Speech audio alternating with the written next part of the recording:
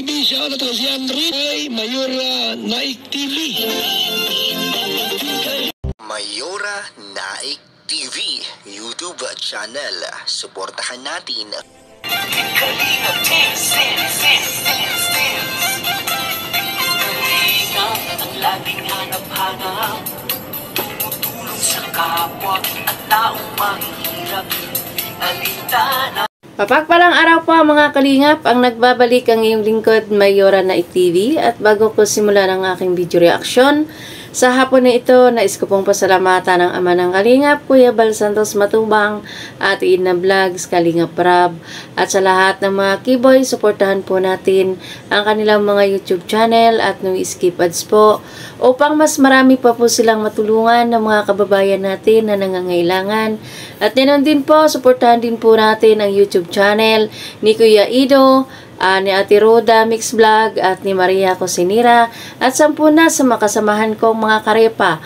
Suportahan po natin ang bawat isa. At ngayon nga po ay ang ating bibigyan ng reaction sa hapon na ito ay mapapanood sa YouTube channel ni Kuya Ido, kung saan kasama niya ngayon ay si Arjen.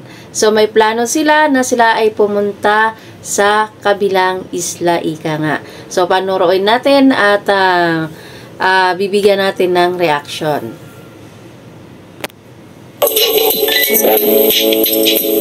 Pahanda. Pahanda na ang graduation, thank you. Meron po ito pagkain sa Tagalog. Ano ang balat?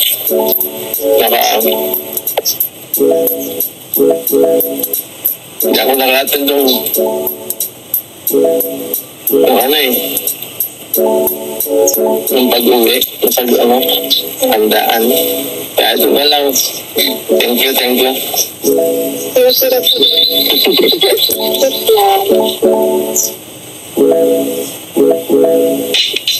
Ayun. Sarap. Ang ganda ng picnic ng dalawang ito, ni Arjen at ni Kuya Ido. Kasama yung kapatid ni Arjen. Ang ganda ng kanilang picnic dun sa tabi ng dagat. Diba? Sarap na makikita natin si Kuya Ido na sarap siya kumain ng pansit bihon na niluto ni Arjen. So tuloy natin. So, tapos na kami at dahil ngayon, wala ka na siguro, pasok. At, may gagawin ka ba itong mga pagka-summer? Wala ka naman gagawin. Ay, okay yun, para mas barag-vlog na tayo ng konti, Wow! pwede yung sama-sama minsan. Pwede ba naman pa kami magsama-sama. At ito ngayon, dahil 300 na tayo, nakalimutan ko pong mag-celebrate ng Wow, ayan. Sa 300 subscriber ni Kuya Ido ay isi-celebrate niya ang kanyang 300 subscriber na kasama sina Arjen. Diba?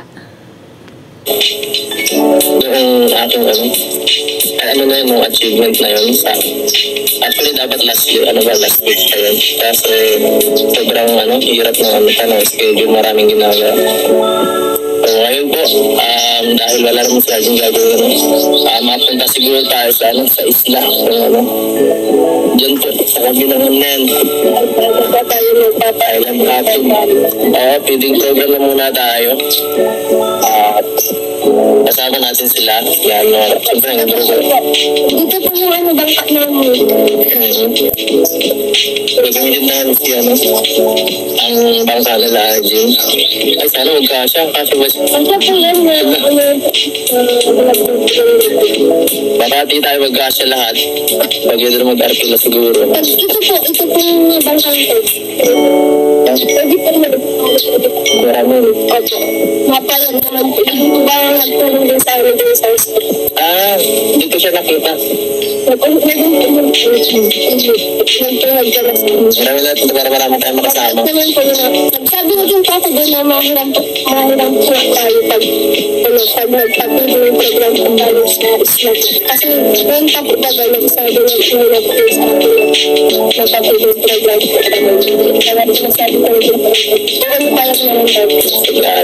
Papa po yung program. At ayan na nga, may plano.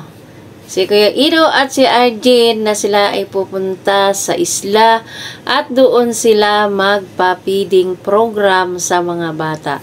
Alam naman natin, ito nga si Kuya Ido ay mahilig talaga ito sa mga bata. At ayan, sasamahan siya ni Arjen. Okay, tama yan. Mga 5 tayo, 6. Ganun. Kaya naman eh.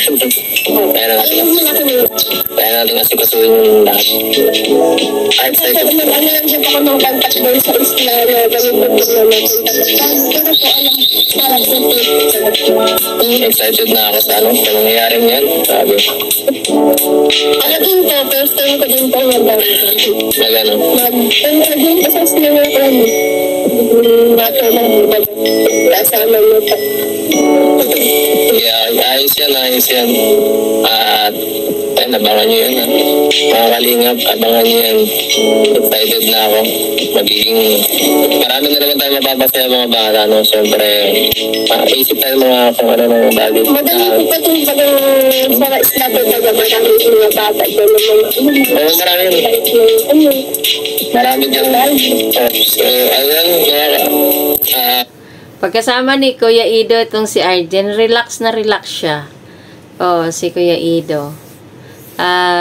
Malapit sila ni Arjen. Mabait kasi si Arjen.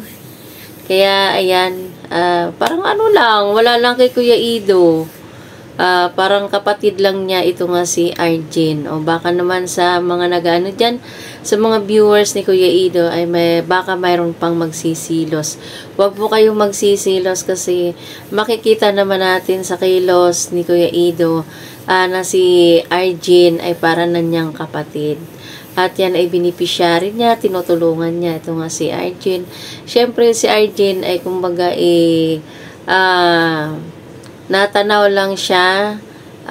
Kumbaga binabalik lang niya ang kaunting tulong kay Kalingap Ido kasi syempre malaki ang naitulong ni Kuya Ido dito kay Arjen sa kanyang pag-aaral. At natin si Arjen, na-interview na rin natin siya sa wakas pagkatapos ng kanyang graduation day. Mapaalam na rin siguro tayo sa kanya. Mabilis-bisita lang ito. At okay ka na? Baka hindi pa okay. Yun na iniisip ko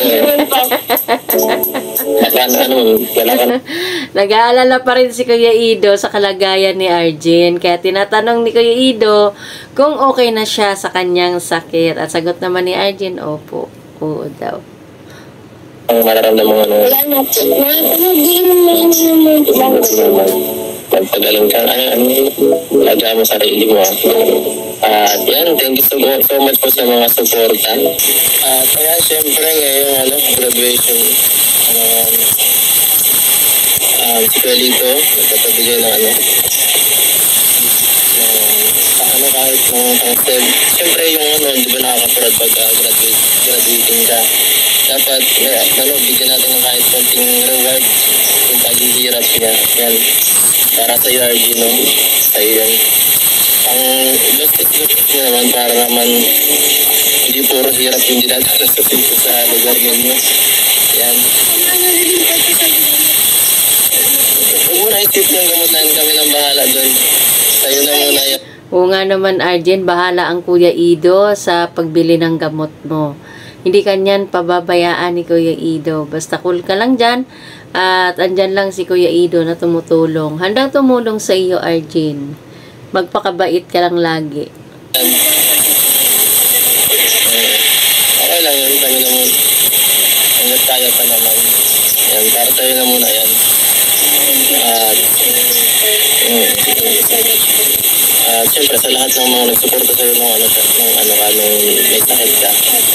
Salamat po na sa inyong pag-pray mo po para sa akin.